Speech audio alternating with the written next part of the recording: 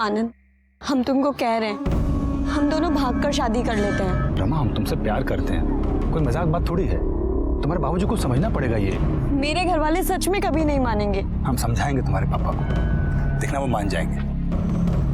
तुम बिल्कुल टेंशन मत लो। अंकल मेरी बात सुनिए, देखिए पापा प्लीज मत मारो आनंद को। हमारी बात सुनिए, हमारी बात। रमा, रमा प्लीज पापा, प्लीज पापा, मैं और आनंद बहुत प्यार करते हैं एक दूसरे से। प्यार का भूत हम उतारेंगे, तू घर चल पहले। छोड़िए पापा हमें। चल पूरा खुमारी उतार देगा तुम्हारा। वो मिश्रा हमारे चूते का औकात करेगी है, उसके बेटे ने ब्याह करेगी, अपना मर्जी चलेगी, मुझे जान मार देगी तुम्हारी। अरे क्या कर रहे हैं आप? अरे ये जो की तो की, आप भी कोनो अच्छा नहीं कर रहे हैं, आप भी तो गलती कर रहे हैं ना।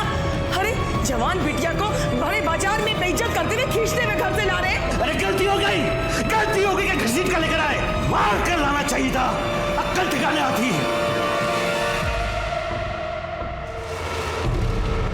काबे हमारा लौंडा होके पिट के आया, शर्म नहीं आया तुमको? हैं? इसको दावा बोल रही हो तुम? जंग जीत के नहीं आया तुम्हारा लाल, पिट के आया लौंडिया चकल्लस में, वो भी उसके बाप से। साला खुद का इज्जत तो है नहीं, हमारे इज्जत पे मुंह दिए। अबे मेमना बने काबे जाओ, तुमसे बतिया रहे हैं। कहा नहीं ये खींच के दो झापड़ू सिला को। बाबूजी हम उनको कैसे मारते? हम रमा से इतना प्यार करते हैं तो उनके पापा पे कैसे हाथ उठाते हैं? कैसे प्यार का भूत हम उतार के रहेंगे। चल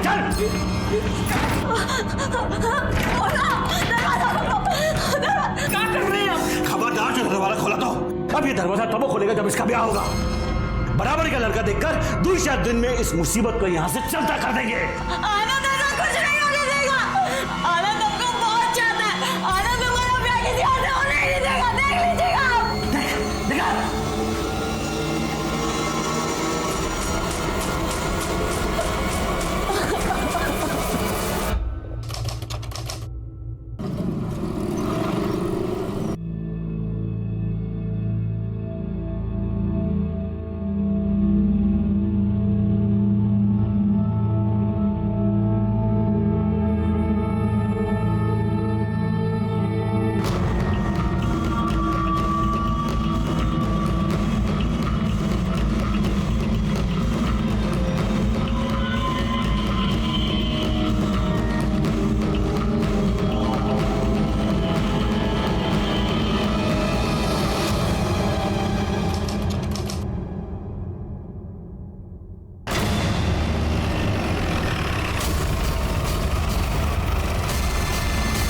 आप लोग हटिए, पीछे ही आप लोग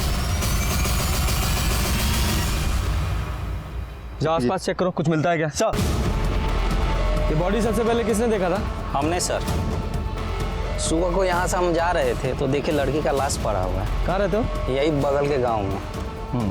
सर देख के तो लगता है लड़की 20 या 25 साल की होगी।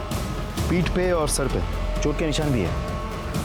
सर आसपास ऐसा कुछ भी नहीं मिला जिससे इसकी पहचान हो सके, ना पर्स और ना ही कोई मोबाइल। मतलब कातिल यही चाहता था। अरे जी तो पलटो।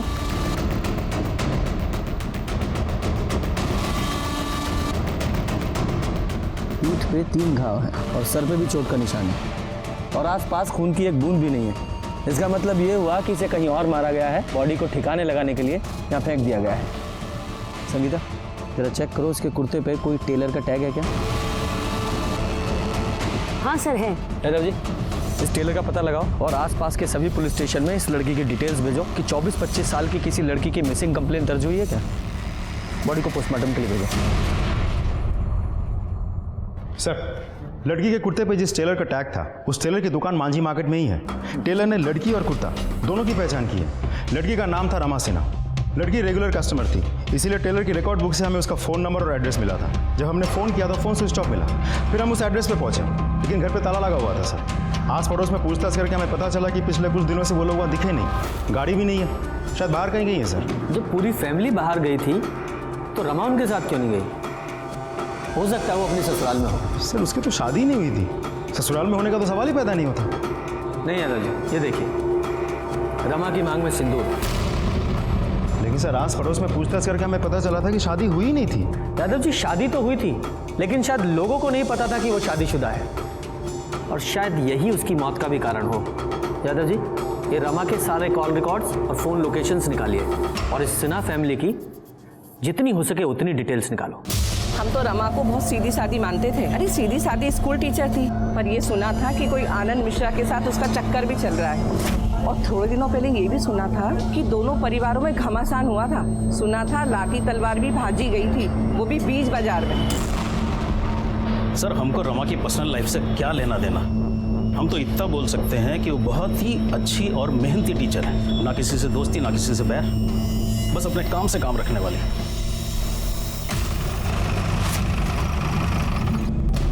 अब आदमी के जाने के बाद साहब का बुरा बोले, लेकिन रमा के कारण अभिजीत बाबू थोड़ा परेशान रहते थे। 2 दिन हो गए साहब, उनका कुछ पता ही नहीं कहाँ चले गए। उनका फ़ोन लगाओ तो ना उनका फ़ोन लगता है ना उनके बेटे का फ़ोन लगता है। माल आया पड़ा है साहब, पेमेंट करनी है साहब। 2 दिन से बहुत परेशान है, कहाँ गए कुछ मालूम ही नहीं है। सर, मैंने कई लोगों से पूछताछ की, लेकिन किसी को भी नहीं पता सिन्हा फैमिली कहाँ है, और उनके फ़ोन्स भी स्विच ऑफ आ रहे हैं सर। यादव जी, ये अभिजीत, रत्ना और शिवम तीनों के कॉल रिकॉर्ड्स और मोबाइल लोकेशन निकलवाओ। तब तक इस आनंद से मिलते हैं, देखते हैं वो क्या कहता है। साहब, आनंद का शादी रमा से हुआ, उसके बाद रमा अपनी अम्मा के घर गई आशीर्वाद लेने।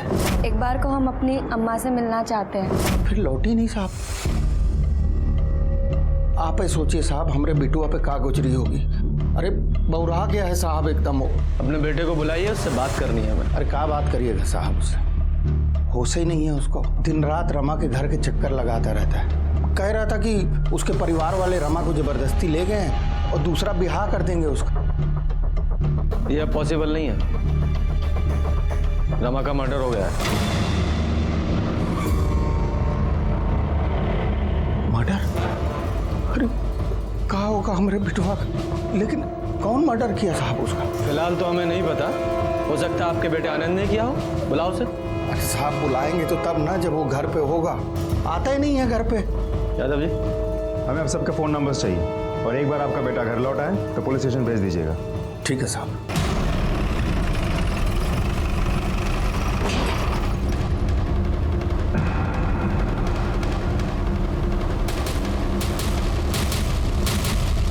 सर, लगता है फैमिली अभी तक लौटी नहीं है। ऐसा ही लगता है। यादव जी, ताला तोड़ो। फॉरेंसिक टीम को बुलाइए। सर, अब समझ में आया कि ये घर फैमिली के बाहर जाने की वजह से नहीं, बल्कि इस क्राइम की वजह से बंद था। पूरे घर की अच्छी तरह से तलाशी लो।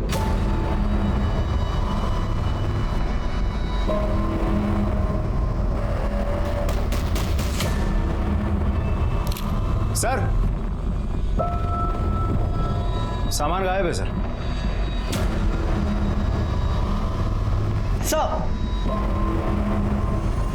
खाली पड़ा था, यहाँ भी कुछ नहीं है। लगता बहुत जल्दबाजी में भागे हैं। यादव जी, अगर ये ब्लड रमा के ब्लड ग्रुप से मैच होता है तो शायद बहुत कुछ क्लियर हो सकता है। और सर, इनकी गाड़ी भी तो नहीं है, कहीं ऐसे तो नहीं कि सबके सब अपनी ही गाड़ी लेके भागे हो सकता है। गाड़ी का नंबर मिला है ना सब, उसकी डिटेल सर्कुलेट कराओ। ये लोग भागने नहीं चाहिए, और इनकी कॉल रिकॉर्ड्स और मोबाइल लोकेशन भी निकलवाओ। सब।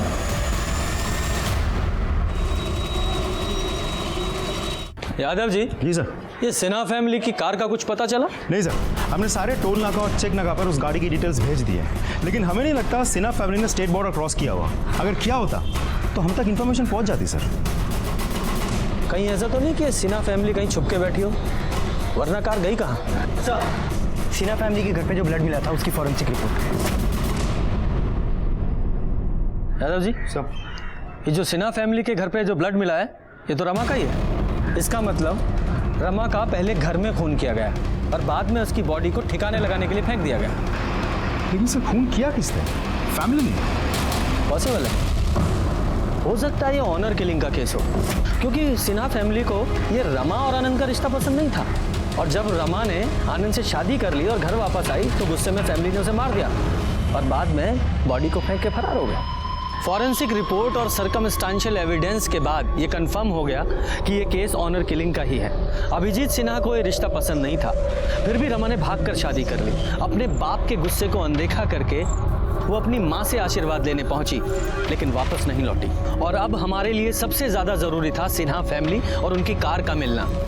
सर, अगर ये केस ऑनर किलिंग का होता तो माँ बाप जिंदा होने चाहिए थे, लेकिन उन दोनों का भी मर्डर हो गया। और घर के अंदर हमें रमा का ब्लड मिला, मतलब माँ बाप को कहीं और ले जाके मारा गया होगा। लेकिन समझ में नहीं आ रहा है माँ बाप को कौन मार सकता है और क्यों। देखो, किसने मारा ये तो कंफर्म नहीं बोल सकते, पर वो रमा का पति जो आनंद है उसके पास भी मोटिव है। उसका कुछ पता चला? नहीं सर, लेकिन वो जब भी घर वापस आएगा या फ़ोन स्विच ऑन करेगा हमें इन्फॉर्मेशन मिल जाएगी। और सर, ये अभिजीत सिन्हा का बेटा शिवम सिन्हा वो भी तो गायब है, तो ऐसा भी तो हो सकता है कि तीनों मर्डर्स उसी ने किया हो और गाड़ी लेके फरार हो गया हो। लेकिन मोटिव क्या हो सकता है सर? यादव जी, अगर एक बार को मान भी ले कि शिवम ने पैसे और गहनों के लिए अपने माँ बाप को मारा, तो वो उनके कपड़े लेकर क्यों जाएगा? और वैसे भी अपने परिवार का वो इकलौता वारिस है, पैसों के लिए मर्डर क्यों करेगा? सर, सिन्हा फैमिली के कॉल रिकॉर्ड्स।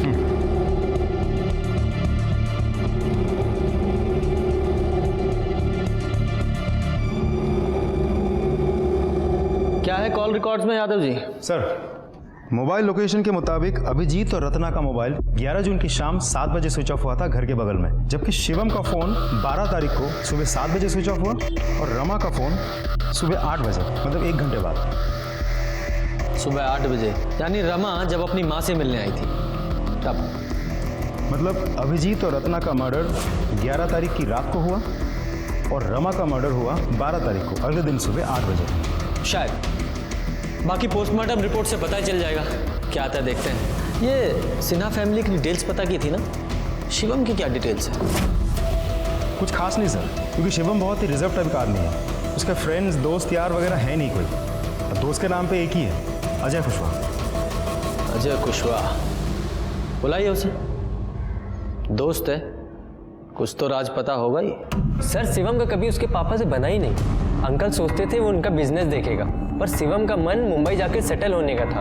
और जैसे हमने उसको बताया कि हम मुंबई जा रहे हैं, तो वो तुरंत अपना प्लानिंग बना लिया मुंबई जाने का। तो अब वो कहाँ है? मुंबई में? नहीं, मुंबई तो वो कल हमारे साथ जाने वाला था। 2 दिन से उसका फ़ोन मिला रहा है, लेकिन नंबर स्विच ऑफ बता रहा।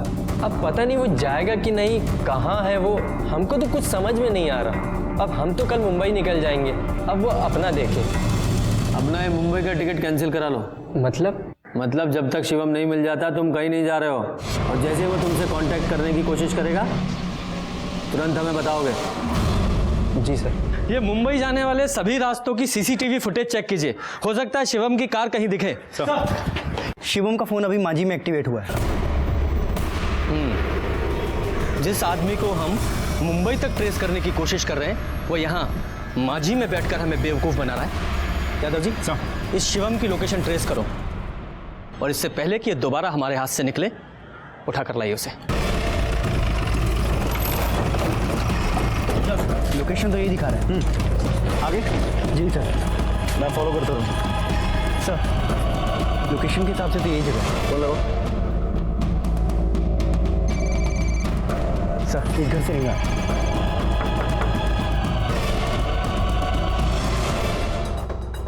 शिवम कहाँ है? शिवम?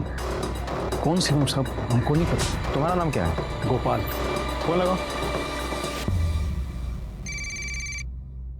घंटी की आवाज आ रही है अंदर से। फोन तुम्हारा है? लेके आओ फोन। बात सुनिए सब। वो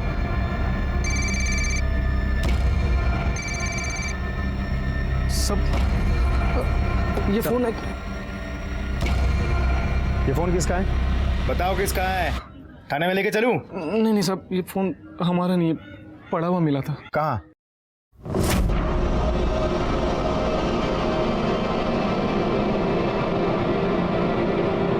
जय माता दी।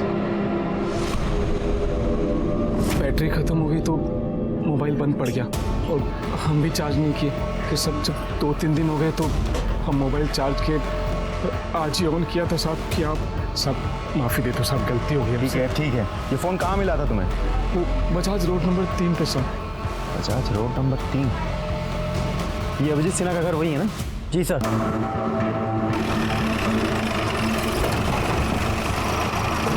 चलो दिखाओ कहाँ मिला था मोबाइल। यहाँ पे था साहब, वो एक गाड़ी खड़ा हुआ था उसके नीचे टायर के पास। स्टिकर उसी गाड़ी पे लगा हुआ था? नहीं साहब, यहाँ पे 2 गाड़ी खड़ा हुआ था, एक यहाँ और एक वहाँ पे, वो सलेटी कलर का। सब माता रानी का फोटो देख के हम सोचे थे कि मोबाइल नहीं लेते, फिर लालच आ गया साहब। साहब हम सच कह रहे हैं, इसके सिवा हमें कुछ नहीं पता है साहब, माफ़ी दे दो हमको। सर ये दूसरी गाड़ी किसकी हो सकती है? कहीं ऐसा तो नहीं कि शिवम के साथ इन मर्डर्स में कोई और भी इन्वॉल्व है और दूसरी गाड़ी उसी की थी? हाँ हो सकता है, क्योंकि गोपाल को जब शिवम का फ़ोन मिला था तो वो ऑन था। इसका मतलब शिवम ने खुद वो फ़ोन ऑफ नहीं किया था, गलती से उससे कहीं गिर गया था। यादव जी इस शिवम का जल्दी से जल्दी पता लगाना होगा।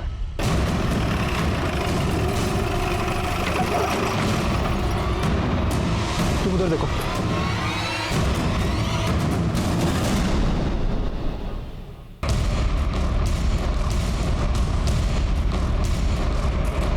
लाश को बाहर निकालो। हेलो,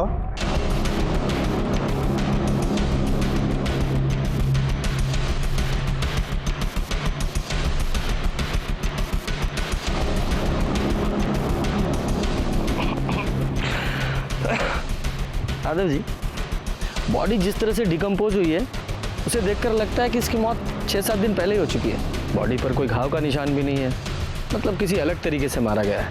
खैर जो भी है, रीजन तो पोस्टमार्टम रिपोर्ट के बाद सामने आ ही जाएगा। सर गाड़ी के अंदर सूटकेस और बैग मिला है जिसमें सिर्फ कपड़े हैं, पैसे और जेवर नहीं। इसका मतलब शिवम कल्प्रिट नहीं विक्टिम है। आप सी मिस सर यहाँ एक लोकल गुंडा है राजा सिंह, जिसके सर पर नेताजी का हाथ है। अभी हम 2 दिन पहले सुने थे कि वो ठेके पर बकैती कर रहा था कि उससे दुश्मनी करोगे तो सिन्हा परिवार की तरह गायब हो जाओगे। इस राजा के साथ सिन्हा फैमिली की क्या दुश्मनी थी? उसकी एक बहन है इला, जिसका कुछ प्यार व्यार चल रहा था शिवम से। ठीक है सर, लगता है सिन्हा फैमिली का मर्डर मिल गया। इस बार तो गठबंधन पार्टी लेकर रहेगी। राजा कहाँ है? पता नहीं साहब। सर्च करो।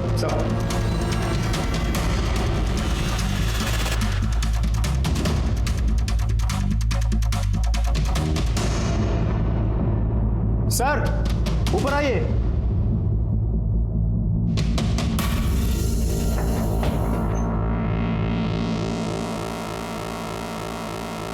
कौन है आप? समीला। राजा की बहन। तो बताइए राजा कहाँ? सो मुझे नहीं मालूम। भाई को बचाने के लिए झूठ बोल रही हो? जिसने मेरी जिंदगी बर्बाद की है उसे बचाने का कोई शौक नहीं है मुझे। मतलब? वो चाहता था कि हम अपनी जिंदगी उसके तरीके से जिए। शिवम सिन्हा नाम के लड़के से प्यार करती हूँ मैं। जब ये बात उसे पता चली तो उसने हंगामा कर दिया। जब मैं प्रेग्नेंट हुई तो जबरदस्ती मेरा बच्चा गिरवा दिया। इतने से भी नहीं माना वो। और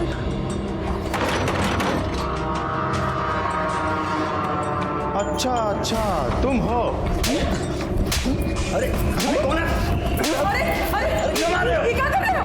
नमस्ते आंटी जी, राजा यादव। अरे कोई है? अरे छोड़ो! अरे मेरा बेटा को छोड़ दो। जो हाथ का लौंडा होकर राजा यादव की बहन से इसक लड़ाने का कोशिश करता है? बेटा अभी तो सिर्फ कूटे जा रहे हो, अगर उससे दूर ना हुए ना तो जान से मार देंगे, समझ गए? क्या हो रहा है? कौन हो तुम और हमरे बेटे को काहे मार रहे हो? बेटा ये तुम्हारा बेटा है? हाँ। फिर तो तुमको सजा देना बनता है। हम पुलिस को बुलाएंगे। शर्म नहीं आता तुमको ऐसा नालायक बेटा पैदा करते हुए? फिर मैं शिवम से मिली। हमने मुंबई जाने का प्लान बनाया। मैं 20 तारीख को शिवम को मुंबई में मिलने वाली थी। आप प्लीज़ मेरी मदद कीजिए ना। अगर आप मुझे यहाँ से नहीं निकालेंगे तो मेरा भाई मुझे कभी यहाँ से निकलने नहीं देगा। प्लीज़ सर मुझे शिवम से मिलना है। सॉरी, आप शिवम से अब कभी नहीं मिल पाएंगे। क्यों? क्या हुआ? उसका मर्डर हो चुका है। क्या?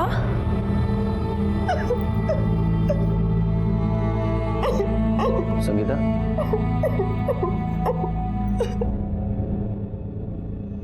मैं आपकी हालत समझ सकता हूँ। बस एक आखिरी बात बताओ, तुम्हें लगता है तुम्हारा भाई राजा शिवम को मार सकता है? Yadav ji, sir state border seal करो। राजा भागना नहीं चाहिए। सारे खबरियों को एक्टिवेट करो।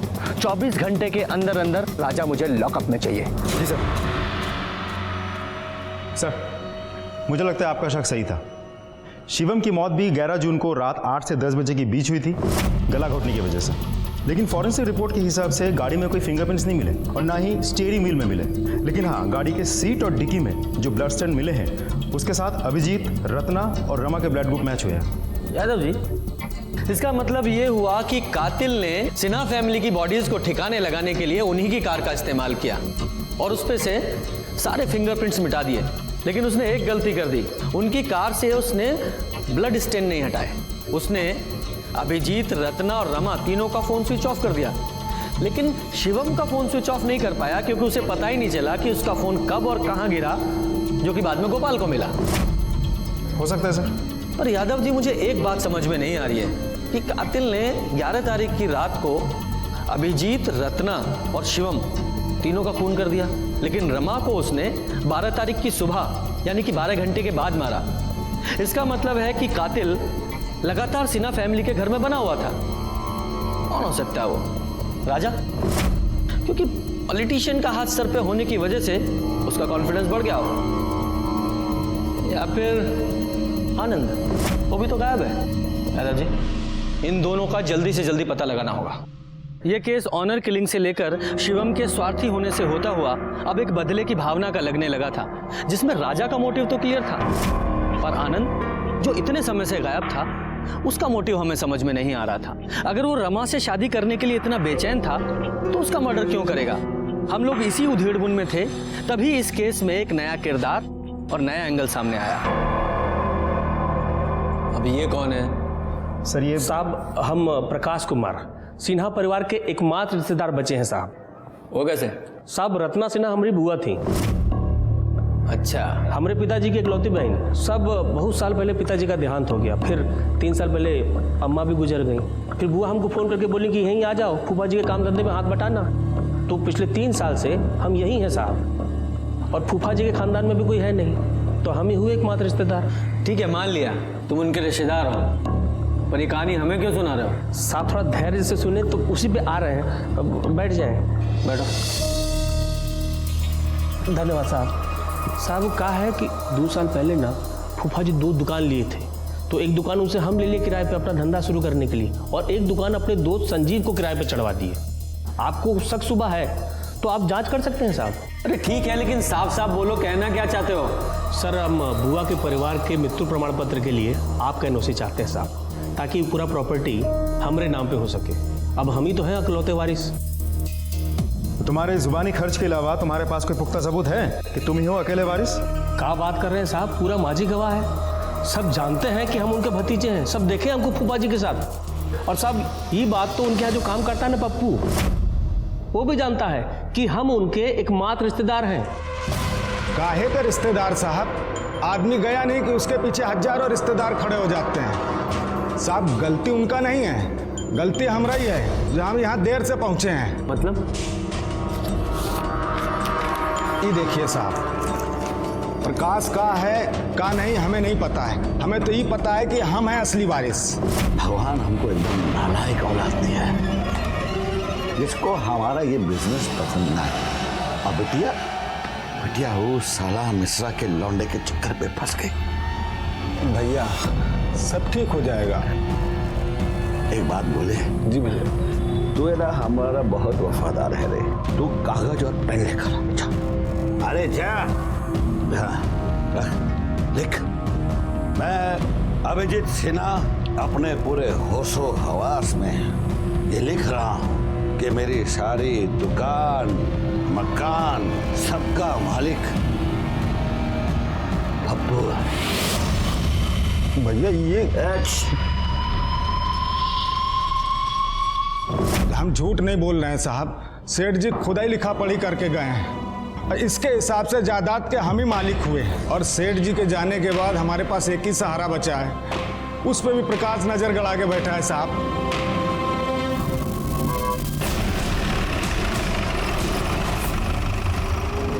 सेठ जी भले आदमी थे साहब, प्रकाश ने दुकान किराए पे दिलाया था। प्रकाश तो तुम्हारा दोस्त है ना, तुम्हें तो पता ही होगा कि वो अभिजीत सिन्हा की प्रॉपर्टी पे क्लेम कर रहा है कि वो उनका अकेला वारिस है। सारी प्रॉपर्टी उसे ही मिलनी चाहिए। क्या हुआ, कुछ प्रॉब्लम है? कुछ कहना है इस बारे में?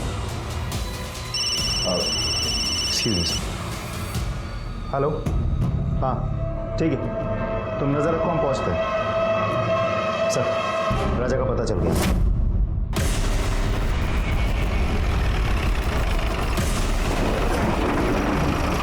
क्या हुआ साहब? राजा है? कोई नहीं साहब, है आप पे कोई गलत खबर दी है आपको। चलो चेक करो। साहब आप नहीं जा सकते। साहब आप नहीं जा सकते साहब। अरे क्या हुआ थे? क्या इतना हल्ला मचा रहे हो? साहब साहब साहब साहब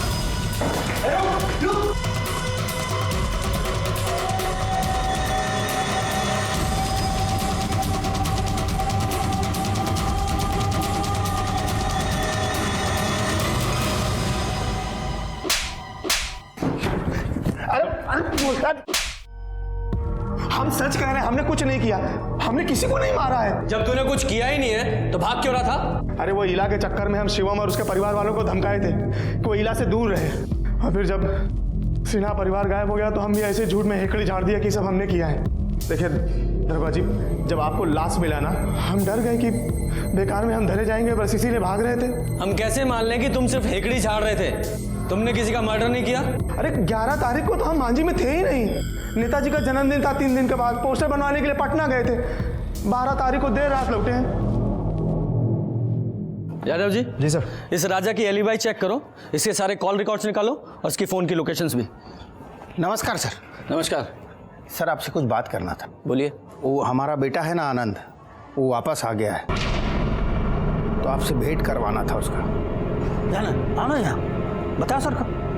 नमस्ते साहब। सर, हमारा नाम आनंद मिश्रा है, हम रमा के पति हैं,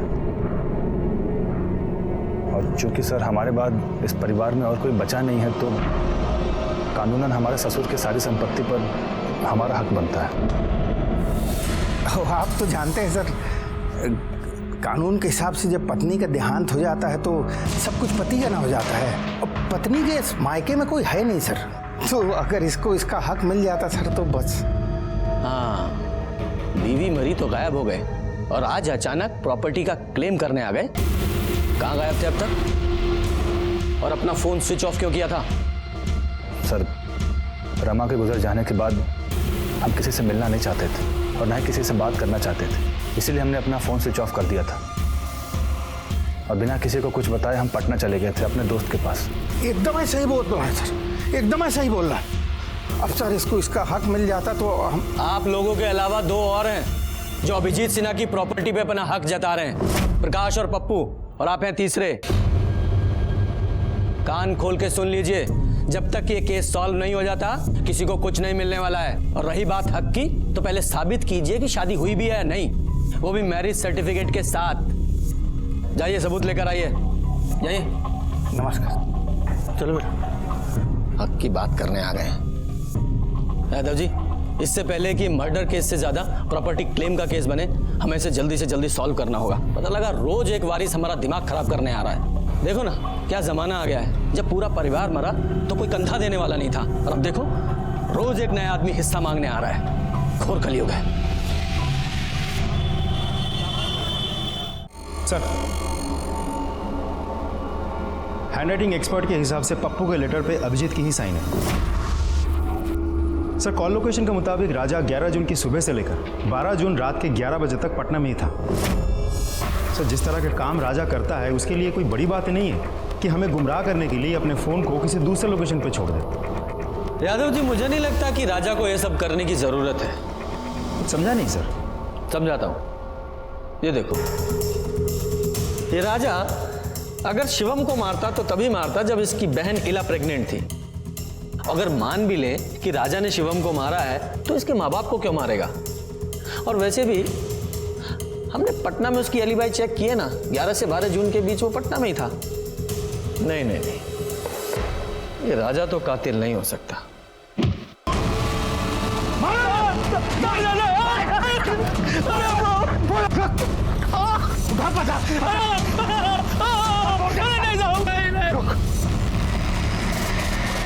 पहुंच गए ना, चुपचाप निकल ले हो। सिन्हा साहब की प्रॉपर्टी पे सिर्फ हमारे बिटुआ का समझे।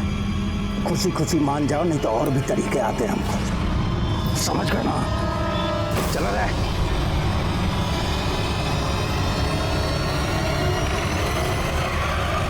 देखो अनुज, मेरा केस की वजह से वैसे ही दिमाग खराब है, ऊपर से तुम ये उल्टी बात कर रहे हो।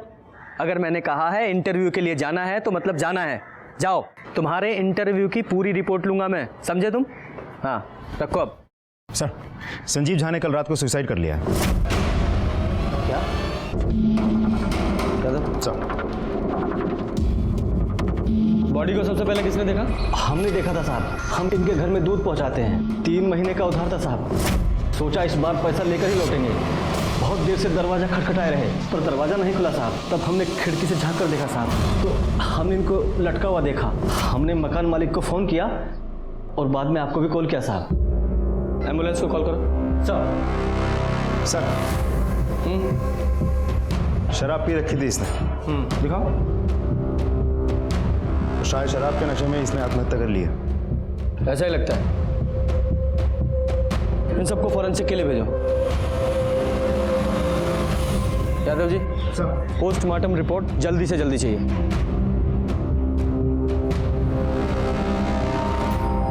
संजीव अरे तुम क्या कर लिया संजीव?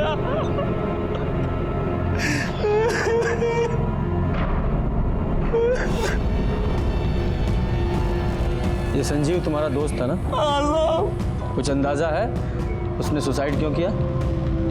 काम धंधा नहीं चल रहा था साहब, बहुत दुखी रहता था। हमसे जितना बन पड़ा साहब हम किए। साहब दुखी तो था ही, दारू का लत लगा लिया। और साहब एक ही दोस्त था साहब, देखिए खुद का जान ले लिया दारू के नशे में, वो भी चला ही था। कहाँ गया संजीव? आपको क्या लगता है सर, सच में सुसाइड किया है या बात कुछ और ही है? यादव जी, इस प्रकाश कुमार और संजीव झा की पूरी डिटेल्स निकालो। सर, पोस्टमार्टम रिपोर्ट के मुताबिक संजीव की मौत रात 10 से 11 बजे के बीच हुई थी, दम घुटने की वजह से, ना कि फांसी लगाने की वजह से। और संजीव के कॉल रिकॉर्ड्स के मुताबिक मरने से 12 घंटे पहले तक उसने प्रकाश को 1 नहीं 2 नहीं बल्कि पूरे 15 कॉल्स किए हैं। और मरने से 1 घंटे पहले भी उसने प्रकाश को ही आखिरी बार कॉल किया था। और मर्डर के वक्त प्रकाश के मोबाइल की लोकेशन संजीव के घर की है। यादव जी, ये देखिए, सिर्फ प्रकाश के मोबाइल की लोकेशन नहीं, ये आनंद के मोबाइल की लोकेशन भी मर्डर के वक्त संजीव के घर के पास ही की बता रहा है। हो ना हो, खूनी इन दोनों में से एक है। लेकिन सर, संजीव को मारने का मोटिव क्या निकलता है फिर? मोटिव भी ये दोनों ही बताएंगे। उठा के लाओ दोनों को। सर हम सच बोल रहे हैं, हम तो संजीव के घर के पास गए भी नहीं थे। अगर झूठ बोलेगा तो और मार खाएगा। मार से बचना है तो सच बोल। बोल, सच बोल। सर ये सब हम अपनी मर्जी से नहीं कर रहे थे, ये पापा हमको सिखा पढ़ा करके भेज रहे थे। उन्होंने ही कहा था कि संजीव को जाके बोले कि वो दुकान खाली कर दे। और जब सर ये बात हम बोल कर निकले तब तक वो जिंदा था। और सर उसके बाद हम पप्पू के पास चले गए कि वो प्रॉपर्टी पे क्लेम ना करे। सर आप यकीन मानिए, ये सब पापा हमसे जबरदस्ती करवा रहे थे। हमको कुछ नहीं चाहिए सर, हम तो सिर्फ रमा से प्यार करते थे और वो हमें अब कभी नहीं मिलेगी सर, हम उसे कभी देख नहीं पाएंगे। इसकी हालत देख के तो ऐसा नहीं लगता है किसी का खून कर सकता है, और रमा का तो बिल्कुल नहीं। अब देखते हैं ये प्रकाश क्या बोलता है। वैसे प्रकाश के बारे में मैंने एक चीज नोटिस की थी जो मुझे याद नहीं आ रही, क्या थी वो? सर अब अच्छे से याद कीजिए, अब तक हम प्रकाश से सिर्फ 2 ही बार मिले हैं। पहली बार जब वो पुलिस स्टेशन आया था डेथ सर्टिफिकेट के लिए हमसे एनओसी लेने, और दूसरी बार जब संजीव ने सुसाइड किया था, हम उसके घर से निकल ही रहे थे और वो वहाँ पहुँचा था। याद आया यादव जी, जब हम प्रकाश से मिलके अपनी गाड़ी की तरफ जा रहे थे तो मैंने नोटिस किया। सर गोपाल, जिसने शिवम का मोबाइल उठाया था और जिसने स्टिकर और ग्रे कलर की गाड़ी के बारे में हमें कहा था, जो मर्डर के दिन अभिजीत सिन्हा की गाड़ी के साथ पार्क की हुई थी। यादव जी, इस प्रकाश की गाड़ी को फॉरेंसिक के लिए भेजो। अब देखते हैं कौन सी कहानी सुनाता है। काहे फंसा रहे हैं साहब?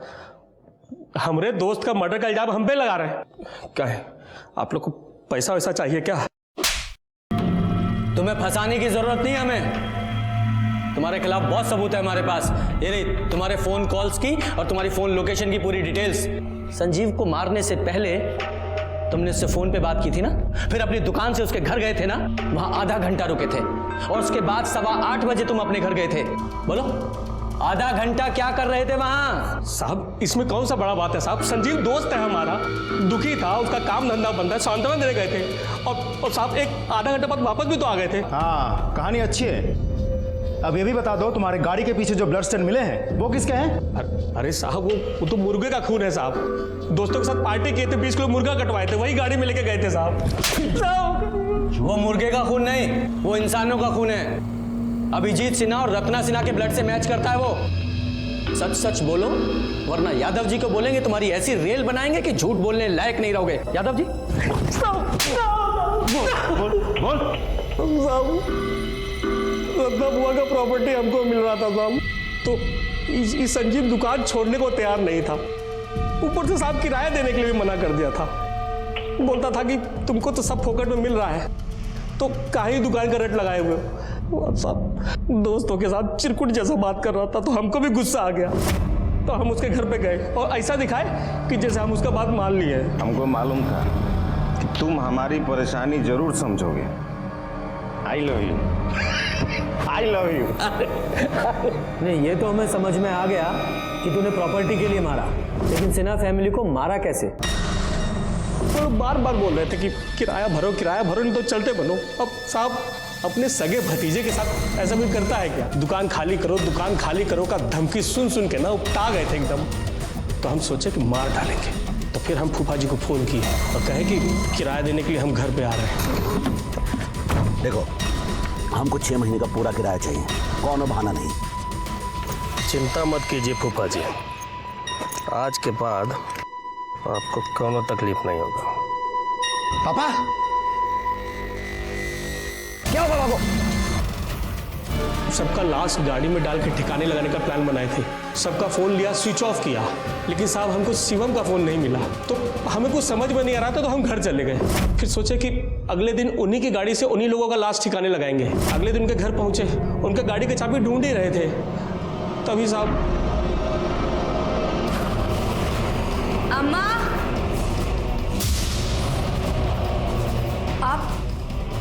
आप दोनों यहाँ क्या कर रहे हैं?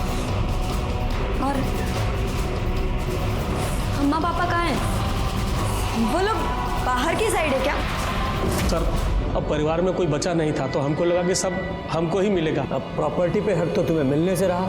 हाँ, जिस सजा के तुम हकदार हो वो जरूर तुम्हें मिलेगी। जैसे अच्छे कर्मों का फल देर से ही सही पर मिलता है, उसी तरह जुर्म की और पाप की सजा भी तय है। ये केस शुरू हुआ था एक लड़की के कत्ल से, जो शुरू में ऑनर किलिंग जैसा लग रहा था। शिवम का एंगल सामने आया तो प्रॉपर्टी के स्वार्थ जैसा लगा।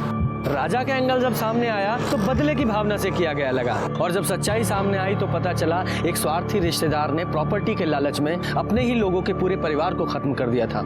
इस केस में 1 2 नहीं, पूरे 4 बेगुनाह लोग मारे गए थे। कुल मिलाकर ये जरूर समझ में आया कि जुर्म ने दस्तक दी थी। पहली दस्तक तब मिली जब प्रकाश ने अपने रंग बदलने शुरू किए, और दूसरी दस्तक थी संजीव की एंट्री, जब प्रकाश अपने ही जैसे एक मक्कार को ले आया। सच्चाई ये है कि बुरी संगत में कोई भी अच्छा काम नहीं हो सकता। इसलिए मेरा मानना है, जब भी बुरी संगत में पड़ो सतर्क हो जाओ, वरना ये जुर्म की दस्तक हो सकती है। इसी के साथ मैं सीनियर इंस्पेक्टर रंजीत ठाकुर आपसे विदा लेता हूँ। फिर मिलेंगे एक नए केस के साथ।